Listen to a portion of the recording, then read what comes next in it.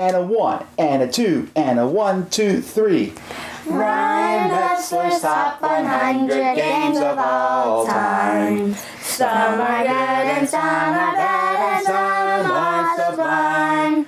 Ryan has a PhD, loves his Euro certainly. Felt his favorite, can't you see? So here's his favorite Top 100 games. Hey everybody, it's Ryan Metzler here yet again, and this time we're doing something a little bit different. Back last year when we did our Kickstarter campaign, one of the goals was that we were going to have Tom, Eric, and I, instead of just usually Tom, do our top 100 games. And now is the time. I've had a little bit of time to make the list, to get everything put together. I've finally figured out what those top 100 games are. I'm hoping that my list will provide a little bit of a different perspective from both Tom's, who tends to prefer more thematic games that have a lot more, what he would say, fun to them, and Eric's games, which are a little bit of a mishmash of both Euro and the kind of thematic game, with my list, which is going to be pretty much a Euro-centric list with some spatterings of Ameritrash or thematic games, some dexterity games, some card games, and things that are all over the place. So I'm hoping to provide a nice variety in my list to everybody out there who's interested in what I think the top 100 games that I've played to this point are. Now, I haven't played everything. This is something I want to get out there right away. I haven't played all of the thousands and thousands and thousands of games that are in the Board Game Geek collection, or in the vast world of games that aren't even on Board Game Geek. But I think at this time, being 2 or 3, maybe even 4 years into the hobby, a couple of years into the review scene, I've played a good amount and have a good idea of what should be on my own personal top 100 list. You may all disagree. You may think that I'm a terrible person for even including a game or rejecting a game from the list, but this is what I think are going to be the top 100 games for now in my collection until I reevaluate next year. Now, each video will be 10 games. There's going to be, from this video, 100 through 91. So these will be the bottom of the top 100, all still great games. I'm going to give you my quick overview of the game, as well as why I think it's a great game, and then of course we'll move on to the next game in the list, and you'll see 10 in this segment. So real quick, why don't we just get started with everything? We'll see what number 100 through number 91 are, and then I'll come back next week and give you another 10 games. And here we go. Number 100, Haggis. All right, let's get this thing started. Game number 100 is Haggis from Indie Boards and Cards. Now, this is a game that was released several years ago now. It was actually when I was first getting into the gaming scene. And I was excited about Tichu and various other climbing and trick-taking games, and Haggis came out and was one that was available to be played by 2 or 3 players. Now, that provides something that Tichu doesn't really do. Tichu is a 4-player, essentially, team climbing game where you're trying to void your hand of cards in order to get points. And Haggis takes that climbing aspect, you're playing tricks and trying to get rid of cards from your hand in order to score points, adds some wild cards to it, and makes it accessible to less than 4 players, which can essentially be done with Tichu, but isn't really a great idea.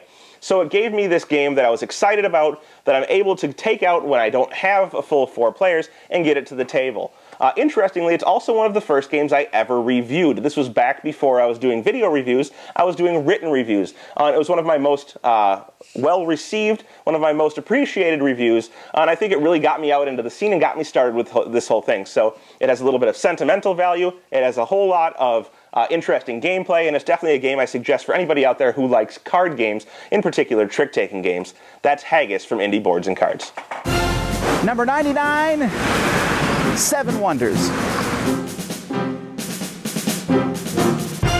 Game number 99 on my top 100 is 7 Wonders, and this is an Asmodee release. Now, 7 Wonders has been huge for the past couple years. They've come out with the base game, and there's the leaders, and there's cities, and there's more expansions on the way. I got to see at Gen Con. They were a great time. Now, the game offers something that I think is really interesting. It kind of kickstarted, not to use the phrase Kickstarter in terms of online publication or online crowdfunding, but kickstarted the whole idea of drafting games. And there are some that predate this, but it really kind of made it a popular mechanic out there today. So the idea is that you get this group of cards, and you're able to take one of them, but then you must pass them on to your opponents and try and limit what they can do with those cards, as well as accelerate your own position in the game to get the most points.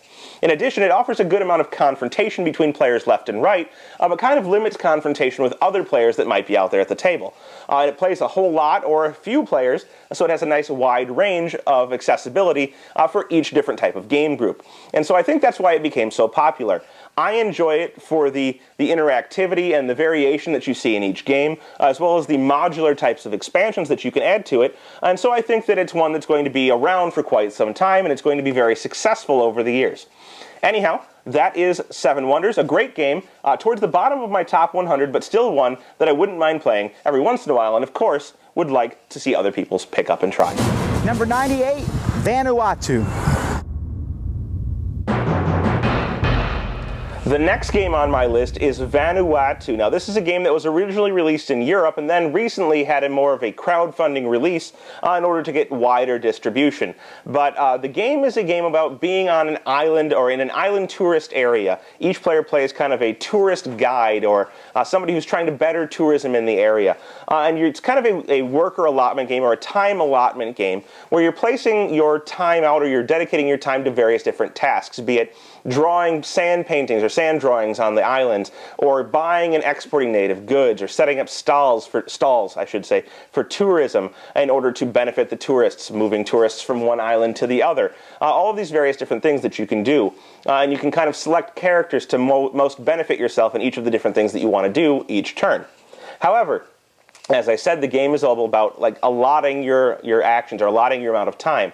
And when it comes to action resolution, you can only pull off of an action where you have the majority of workers or the majority of your pieces, your action points, out on the board. So if you've got a situation where you have no simple majority on any of the particular actions that are available on the board, you're not going to be able to take an action and you have to pass. And you can end up in situations in this game, if you don't plan properly, where you simply can't take an action for several turns in a row. It'll come to your turn, you'll have to pull workers off of the board, but you won't have a majority anywhere and you'll get no action for doing so. So this is a game that's going to reward excellent planning, and whoever does the best planning and has the best allotment of their time and their actions is going to, of course, benefit the most. Now, the game has beautiful artwork, the game has beautiful design, and it's definitely a very, I'd say a medium to heavy Euro game, one that is going to reward players who like to have a lot of strategy and a lot of interaction, not necessarily direct interaction, but that interaction of trying to figure out the placement of where they can best put their stuff to mess up other players. Anyhow, I have kind of rambling on, so if that sounds good to you, check it out. That's Vanuatu, number 98. Number 97, Le Havre. Game number 97 is going to be a game from Uwe Rosenberg. Now, he's of Agricola fame, and he's done At the Gates of Loyang and Ora et Labora. Now, this isn't any of those games. This is going to be one that I think probably is just as popular as all of those, but isn't quite as high on my own list. That is Le Havre. Now, Le Havre is a game that plays, I believe, up to 4 or 5 players, but it's not one that I would ever play with that many people. Le Havre is a game that I will play exclusively with 2 to 3 players. Now, this is a heavy Euro game in which you're going to be trying to collect resources and use those resources to accomplish various things in order to earn victory points by building buildings and, turning one product into another. It has a little bit of a port theme, of course. You're on the water and you're trying to get stuff from boats and use that stuff from the boats in order to accomplish building of various buildings. But the idea with Le Havre is that with more than 3 players, it gets a little bit complicated. It gets a little bit too long, and it's not as exciting. And another thing about Le Havre is that if you're not a player who gets to play your games repeatedly, you're not a person who gets to get something to the table over and over again, I'm not sure Le Havre is going to be the game for you.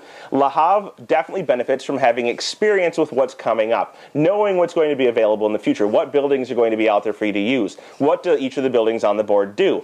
And this is particularly important because the font on each of the buildings is very small, and you're sometimes reading it upside down. So knowing what everything does is going to benefit you. So if you're somebody who likes to replay the same game over and over again, and you like heavy games, I think that Le Havre is going to be something that's great for you. If you're somebody who likes to get something to the table and kind of get it off and get it out of your life forever, well, Le Havre's not going to be the game for you because you're not going to know what's coming. But if you're somebody who loves repeated play, somebody who loves knowing the advanced strategy in something and kind of battling with somebody else who knows the advanced strategy, I definitely suggest checking out Le Havre from Uwe Rosenberg. Great game, one that I think a lot of people will enjoy. Number 96, Urban Sprawl. Game number 96 on my top 100 is Urban Sprawl. Now, this is a game from GMT Games, a company that typically makes war games, but this one is a development game. Urban Sprawl is a game by Chad Jensen, also the designer of Dominant Species, which you'll see later on my list.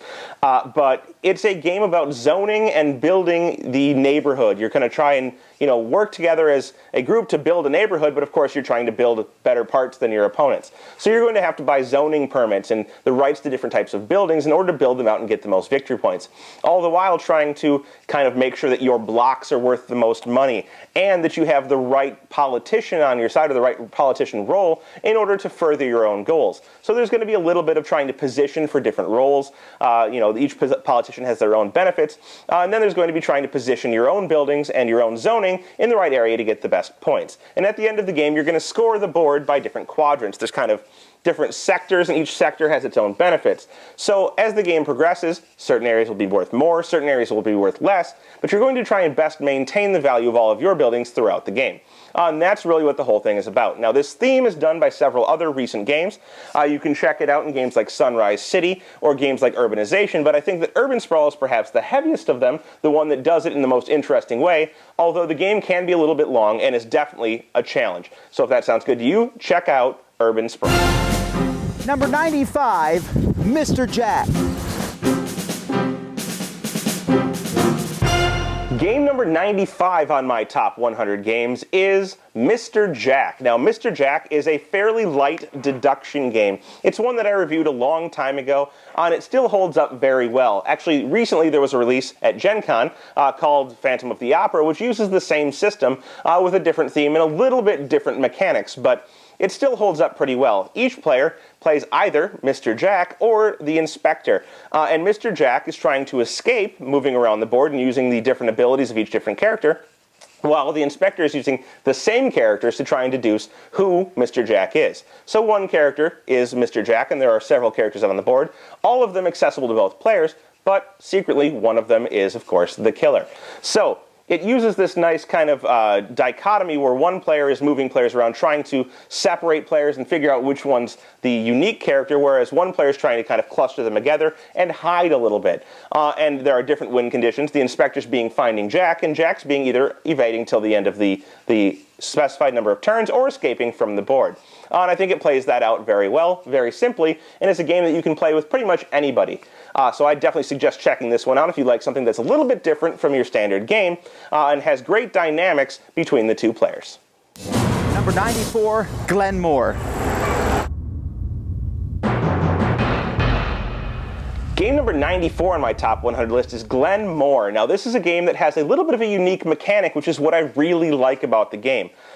So I've done a review of it. If you want to check that out, you can go ahead and check out the review to see what the game exactly is. But I'm going to cover just what I like about it. This game uses a mechanic where you start at the end of a line, or you're at the end of the line if you're the current player, and you need to move yourself forward in order to take a tile and add that tile to your own player area. So you'll take your position and you'll move forward in this line of tiles in order to try and take a tile and add it to your area. And depending on what tile you take and where you place it, you'll activate various other tiles in your thing and get resources or victory points or whatever the case may be. But this mechanic of moving from the back of the line and moving forward ends up in a situation where the game is not just about getting the right tiles, but of course using the right timing. You move forward, and then the next person who's last in line will get to take their turn, and then whoever's in the end of the line will take their turn. But if you play it properly or you play it well, you can end up having several turns in a row, where you move forward and you get a tile, and it still puts you at the last place in the line. So then you can move forward again and take another tile. But if you decide you really need something that's in the front of the line, you can, of course, jump all the way forward, take the great tile, but you may not get to take another turn for several activations of players' workers. So you can get skipped for a significant amount of time and maybe miss out on something else really good. So it's really about balancing that what tile you need with how long you want to wait for your next action. And I think that's the great aspect of Glenmore. combined with the medium to lightweight of the game, and the other interesting aspects of trying to build out your own farmland, the game provides something that I think is pretty unique, and definitely a game I suggest checking out to basically any type of gamer who likes Euro games. Number 93 in the Year of the Dragon. Game number 93 on my top 100 list is the first of many Feld games you will see on this list, and that is In the Year of the Dragon. So, not my least favorite Feld game, but the least favorite in the top 100. Now, that makes this still a great game, and Stefan Feld is still a genius. But what I like about this game is that it's all about preparing for the terrible, terrible things that are going to happen to you in the future, be it drought, or a Mongol invasion, or maybe you're going to have a contagion come, or maybe you just owe some tributes, you just got to pay some money. But basically you're trying to collect people in order to make it easier on you for all of these things, be it through collecting rice for the drought, or collecting fireworks for when there's a parade coming up, which is going to score you victory points, or getting healers for when the contagion shows up. And you're trying to make sure that you have all of the right things at the right times, but you may not be able to do so because placing your dragon out to take a specific action on some cards that are available to other players could cost you more money than you can really afford to pay. So maybe you really need to take an action to get some rice, but you can't take the action because you can't afford to. And you can replenish your money instead, but you may not have the ability to take that action later. So it's all about making sure you're prepared. And terrible things are going to happen. You're going to lose some people from your thing. You're going to, lose people to drought or contagion. You're not going to be able to save them all. But being able to save them better than everyone else is really what the goal of the game is. And I think that's an interesting dynamic that this Feld game has that others don't really kind of have in terms of the same feel. It's not really preparing for the worst. It's trying to score victory points in any way possible. So that's In the Year of the Dragon. It has a little bit different dynamic than other Feld games, offers you that sense of impending doom, and really kind of shines through with the theme of it, even though it's more of a Euro-type game. Number 92, Vinhos. Game number 92 on my top 100 list is a game that took me forever to get to the table. It's a game that is very heavy, and you're not really going to be able to learn it from the rulebook. You want someone to teach you this game, and that game is Vinhos. Now, this is a game by Vital Lacerda, and it was published originally by What's Your Game. I know it's been picked up in the U.S. recently by someone else, but this is a game in which the entire goal is to make wines. You're going to be getting different types of vineyards in different regions. You're going to be trying to build cellars in order to age your wine. You're going to be trying to show your wine off at shows. But the real trick here is that you're trying to do it by using as few actions as possible. This is not a game where you get many, many actions. You're going to get 2 actions per round, and there's not that many rounds in the game.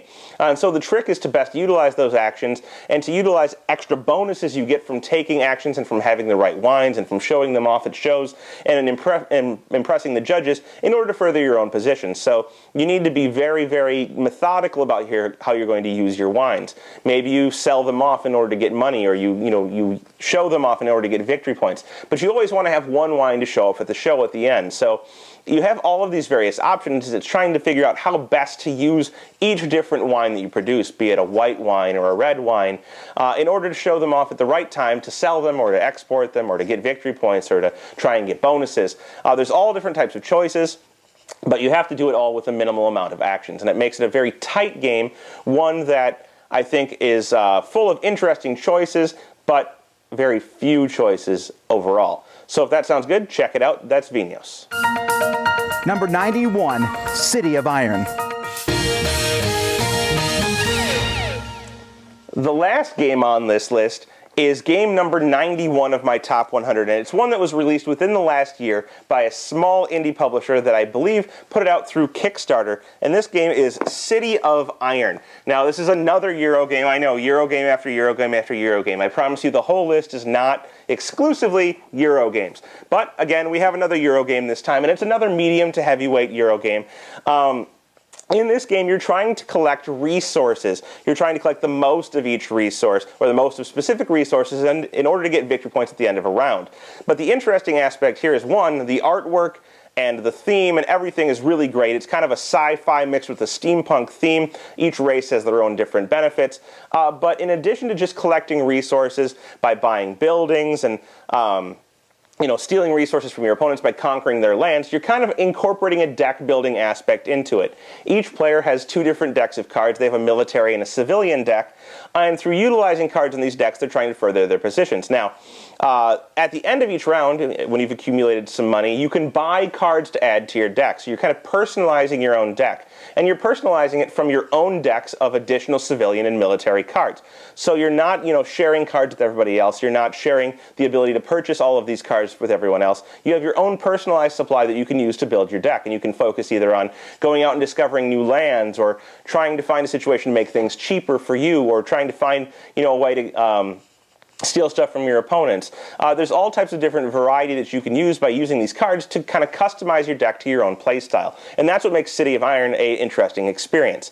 It offers that deck building aspect, and it's not a heavy deck building aspect, but it's one, I think, that utilizes just the right amount of deck building to make the game customizable to your own preferences. So if that sounds good, check it out. That's City of Iron from Red Raven Games.